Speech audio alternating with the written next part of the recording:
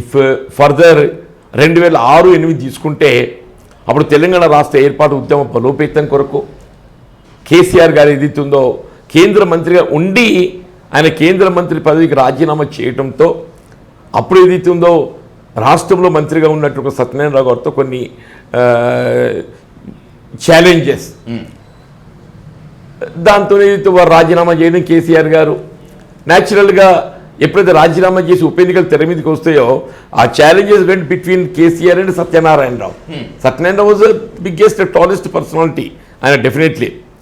కానీ ఎన్నికలు పోటీకి వచ్చే వరకు ఏదైతే చూస్తారు కేసీఆర్ గారిని ఎదుర్కోగలటువంటి యోధుడు ఎవరు కాంగ్రెస్ పార్టీలో అని చెప్పని అప్పుడు జాతీయ స్థాయిలో మరి నన్ను గుర్తించి ఉప ఎన్నికల్లో నిలపడం జరిగింది 2006లో. అట్లాగే 2008లో కూడా నేను కేసీఆర్ గారికి ప్రత్యర్థిగా కాంగ్రెస్ పార్టీ ప్రతినిధిగా నేను ఎన్నికల్లో పోటీ చేయడానికి కాంగ్రెస్ పార్టీ అధిష్టానం ఏదైతే నన్ను ఎంచుకున్నది.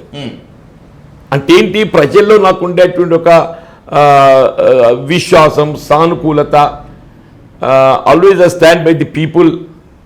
అందులో ముఖ్యంగా ఏదైతే ఉందో దళితులు, బలహీన వర్గాలు, అల్పసంఖ్యాక వర్గాలు, ఆడబిడ్డల సంక్షేమం కొరకు పాటుపడతానేటువంటి ఒక భావనతోని ఇలా రైతాంగం ప్రధానం. ఇక్కడ గ్రామీణ ప్రాంతం అంతా రైతాంగం. రైతుకి ఏదైతే ఉందో వాళ్ళకు పంట గిట్టుబాటు ధర కల్పింపచేయాలి, సాగునీరు అందింపచేయాలి, సాగు కావాల్సినటువంటిది విద్యుత్ సౌకర్యం కల్పింపచేయాలి. ఇట్లాంటి అన్నీ కూడా ఏదైతే ఎప్పుడు రైతాంగానికి అందుబాటులో ఉంటాయి. కాబట్టి నేను గుర్తింపు పొంది నాకు మరి నన్ను ఏదైతుందో అన్న కాంగ్రెస్ పార్టీ కేసీఆర్ గారికి వ్యతిరేకంగా ప్రత్యర్థిగా ఏదైతుందో నన్ను ఎంచుకొని పోటీకి నిలిపిందే.